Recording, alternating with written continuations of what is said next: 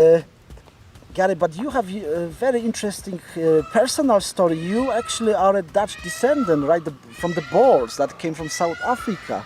Yeah, when we were having a lot of political issues here during the Mugabe regime, we many times they tried to take this property. Some people were trying to take the property for whatever reason they came up with, and we've been fortunate enough to stay.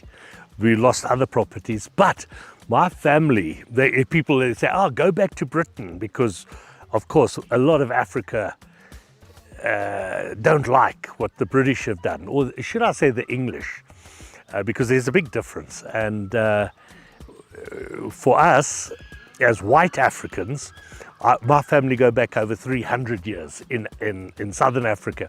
We escaped Europe when the Catholic Church was persecuting people in Europe.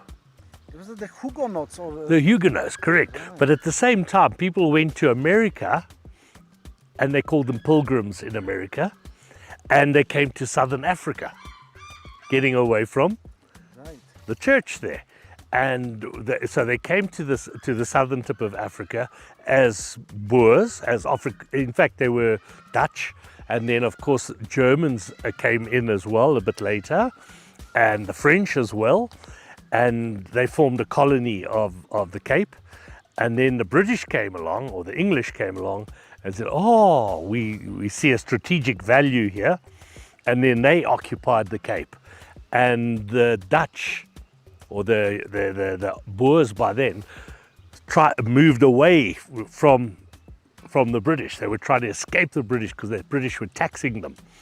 And they crossed over the Orange River, and they called it the Orange Free State, because they were free from the British.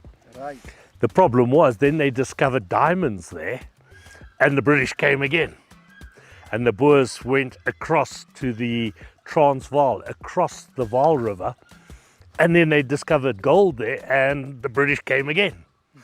Okay, so there were a couple of wars, the Boer War, which made it really interesting. And you know what, we look at some of the things the Nazis did during the Second World War, and we say, oh, how atrocious. But a lot of people don't realize that the English did that to black and white people in Southern Africa in the 1800s, long before the Nazis.